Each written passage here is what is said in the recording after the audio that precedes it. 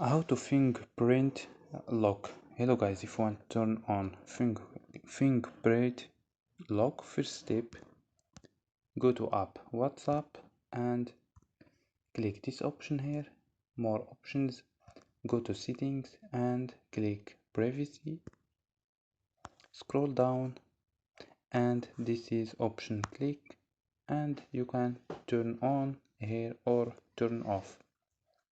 So don't forget like and subscribe. Bye.